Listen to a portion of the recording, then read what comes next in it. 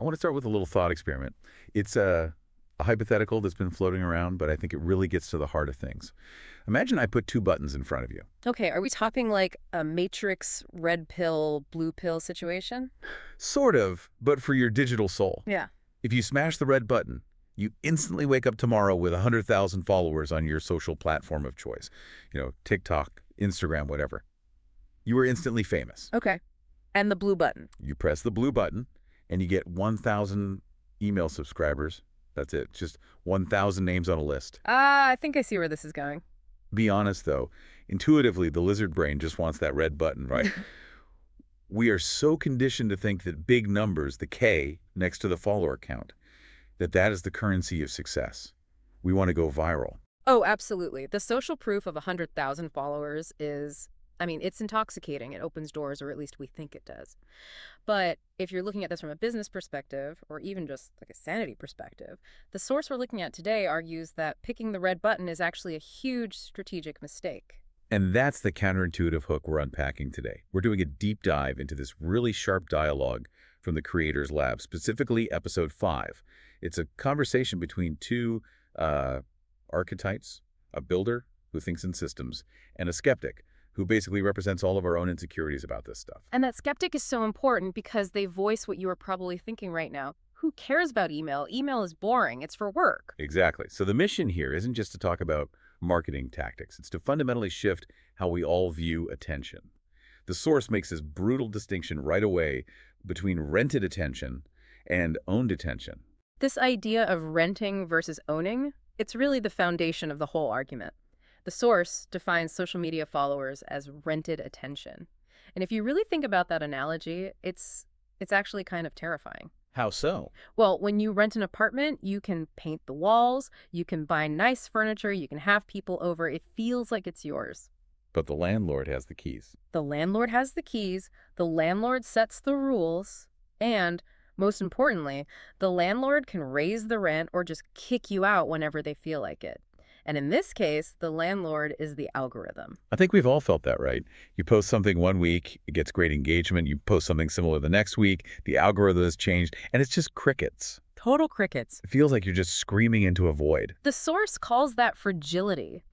If a platform decides your content isn't, optimizing for their ad revenue this week, your reach just disappears overnight, and you have zero recourse. You can't call customer service at TikTok and say, hey, put me back in the feed. So then you contrast that with the owned attention of an email list. Right. Owned means you have the data. You have that direct line. When you hit send, there is no intermediary algorithm deciding if your audience deserves to see your message.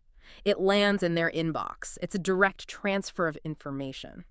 But I have to play the skeptic here, because this is where people get hung up. Yeah. When I hear someone say, oh, I'd much prefer a small, tight-knit email list over a massive following, my first reaction is, isn't that just cope? Cope? Yeah, a coping mechanism. It sounds like something you tell yourself when you fail to go viral. Yeah. Oh, I didn't want those 100,000 followers anyway. It just feels like sour grapes. That's a totally valid pushback. It does sound like a consolation prize. But this is where the source material pivots from, like philosophy to cold, hard math. Yeah. The builder in this text argues this isn't about feelings or moral superiority. It's about conversion physics. Okay, so let's stress test the math, because the source makes a comparison between social reach and email open rates that, I have to say, seemed a little unbelievable at first. It is startling, but it checks out against all the industry benchmarks. The source cites that the average organic reach on social media right now, it's hovering between 1% and 3%. Wait, 1%? So if I have that magical 100,000 followers from the red button. If you post a video, statistically, maybe 1,000 to 3,000 of them will even have it scroll past their screen. That's not people watching it. That's just having it appear in their feed while they're doom scrolling. So the stadium is full, but 99% of the people are in the bathroom. Exactly. Now, compare that to the blue button, the 1,000 email subscribers. The source places average open rates for a healthy list somewhere between 25 and 40%. That is a massive discrepancy. It's an order of magnitude. If you send an email to 1,000 people, 300 to 400 of them are actually opening it. They are stopping what they're doing, clicking the subject line, and, entering your world. So in terms of actual human eyeballs, the tiny list of 1,000 is performing just as well, if not better, than the massive following. And the quality of that attention is just completely different. The source asks you to visualize it. Would you rather have a stadium of 100,000 people who are chatting and looking at their phones?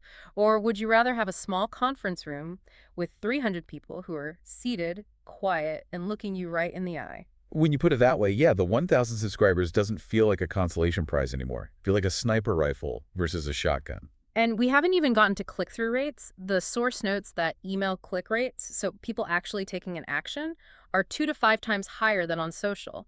Because on social media, the platform is designed to keep you on the platform. Right. They don't want you leaving. They don't want you clicking away. In an email, the whole point is usually to click through to something else. Okay, I'm with you on the reach. But let's talk about the money. Because, reach doesn't pay the rent. The source drops this killer stat that an email subscriber is worth 5 to 10 times more than a social follower over time. Yes, this is where the whole builder mindset really shines. But I want to pause here and really scrutinize the example they give. The source lays out a scenario for making $10,000 with just that small list. And honestly, it sounded a little get-rich-quick to me. Okay, let's walk through it. All right, so the premise is you have 1,000 subscribers, you have a 2% conversion rate, and you sell a $500 product. The math is easy. 20 people buy, and boom, $10,000. Right. But hold on, selling a $500 product is hard.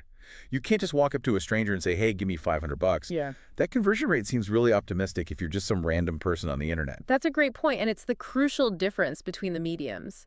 If you tried to sell a $500 course on TikTok to a cold audience, your conversion rate wouldn't be 2%. It would be like 0.001%. You're interrupting them. So why is email different? Why does Source think a 2% conversion rate is actually realistic there? It comes back to the environment. The source distinguishes between interruption marketing, which is social, and relationship marketing, which is email. Unpack that for me. Well, think about your own inbox. It's a personal space. You've curated it. If you let someone in, you have given them a key. Over time, if that creator sends you helpful things, not just sales pitches, but insights and stories and actual value trust compounds, it's linear. Right. You remember them from last week. Whereas on TikTok, I might see a video, laugh, and then completely forget the creator's name 5 seconds later. Exactly. Social media resets that relationship every single day. You're always fighting for attention from scratch. In email, you're building on last week's conversation. So when you finally do make that $500 offer, it's not a cold ask. It's the next logical step in a relationship that might be 6 months old. So the $10,000 isn't magic. It's the harvest from months of planting seeds in a quiet, trusted space. Correct. And the beauty of the math is that it doesn't require a viral hit. It doesn't require a brand deal. It's just 20 people out of 1,000 who trust you enough to solve a problem for them. That is a sustainable business. The red button relies on luck. The blue button relies on trust. Okay, I'm sold on the philosophy. I'm sold on the math. But this brings us to the obvious question. If this is so much better, why isn't everyone doing it? Why are we all still out there dancing on TikTok? The source addresses this head on. It's the cold start problem. Getting those first 1,000 subscribers is arguably the hardest thing a creator will ever do. Harder than getting 100,000 followers. In many ways, yes, because you can get 100,000 followers by accident. One video hits the algorithm lottery and boom, you're famous. You cannot get 1,000 email subscribers by accident. It requires intentional action. They have to stop and type in their address. That's friction. The source uses this phrase that really stuck with me. Interest without capture disappears. It's a haunting phrase, isn't it? It sounds like such a tragedy. You have all this interest, all these people watching your stuff, but it just evaporates. Think of it like rain. Social media is a rainstorm. You can stand out in it and get wet. Those are your likes and views. But if you don't have a bucket, a mechanism to catch the water, then once the storm stops, you die of thirst. Most creators are just dancing in the rain with no bucket. So let's talk about the bucket. In marketing speak, this is the lead magnet, the thing you give away. But the source argues most people are doing this completely wrong. They're using the playbook from like 2015. The old way. Yeah. The 50-page PDF ebook, the ultimate guide to everything I know. Right. And be honest, when was the last time you downloaded a 50-page PDF and actually read it cover to cover? Never. It goes right into the downloads folder graveyard. I feel good about downloading it, but I never consume it. Exactly. And if you don't consume it, you don't get value. If you don't get value, trust isn't built. The new way the source describes is all about speed to value. It's about giving people assets, not homework. Homework is a great way to put it. No one wants more homework. The source lists some specific examples of this new way. Things like interactive quizzes, calculators, email mini courses. Why are those better? Let's just take the quiz. Psychologically, it's completely different from a PDF. A PDF is about the creator. Look at how much I know. A quiz is about the user. Let me tell you something about yourself. Oh, that's huge. It triggers that little bit of narcissism we all have. We want to know our type or our score. Right. What's your creator archetype? Or how efficient is your workflow? It takes 60 seconds. I get a result that gives me a dopamine hit, and I get a specific piece of advice just for me. And because it was quick and helpful, I'm not annoyed that I gave you my email. I'm actually grateful. You've started the relationship with a win. You've bridged the gap between stranger and trusted guide in like 2 minutes. That is what a modern lead magnet has to do. So once we have the bucket, the lead magnet, how do we actually get people to it without being annoying?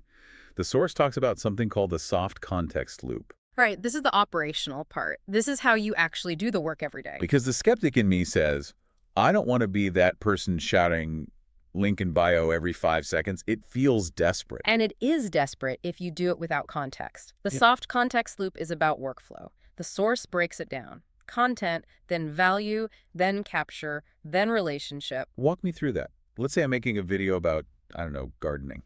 Okay, so step 1 is content. You make a great 60-second video about 3 mistakes killing your tomatoes. That's the hook. It lives on social. Okay, got it. Step 2 is value. You don't just say, sign up for my newsletter. You say, if you want to fix this, I made a simple tomato troubleshooting checklist. It's free. That's the lead magnet, the bucket. Step 3 is capture. They go to the link, they get the checklist, it solves their problem immediately. And step 4 is relationship. Now that they're on the list, you send them an email a few days later saying, hey, did those tips help your tomatoes? You start a conversation. It feels so much more organic. You aren't begging, you're offering the next logical step in their journey. Precisely. The source says if every piece of content you made had a clear next step, your list would just grow naturally. The mistake is creating dead ends. People make a viral video, people watch it, and then nothing. The user just scrolls away. It's structure over volume. You don't need to post more. You just need to post smarter. It's a difference between being a performer and being a business. And that leads us to the source's closing argument, which I found really profound. It's about fragility versus anti-fragility. Yeah, the fragility check. The source argues, chasing followers isn't wrong, but ignoring email makes a creator fragile. That word fragile, it really lands because we've all seen it happen. Huge creators get banned or demonetized or just fade away because the algorithm shifted. If your entire livelihood depends on a black box algorithm owned by a tech giant, you are not a business owner. You're a sharecropper. You are working on someone else's land. And building the email list, the owned attention, is how you buy the farm. It's how you build an asset that you can pass down or sell or pivot. If you have 10,000 loyal email subscribers, you can launch a book or start a podcast or sell a product, and no algorithm can stop you. That is real security. It's a shift from asking, how many people know me, to how many people trust me. That's the metric. Trust is the only currency that actually compounds. So if you're listening to this and you've been stressing about your follower count or looking at your dashboard and feeling like a failure because the line isn't going up and to the right, maybe you're just looking at the wrong graph. Stop counting the people walking past your store window. That's your follower count. Start counting the people who walked inside and started a conversation. That's your business. I want to leave you with a final thought to mull over, something that builds on this idea of compounding. If trust compounds in an email inbox, getting stronger with every helpful message, but it resets every single day on social media where you have to fight for attention all over again, just ask yourself this: where are you currently investing your relational capital? Are you building a bank account of trust that grows with interest? Or are you spending your energy on a platform where your balance resets to 0 every single morning? That's the question that determines whether you're building for next week or for the next decade.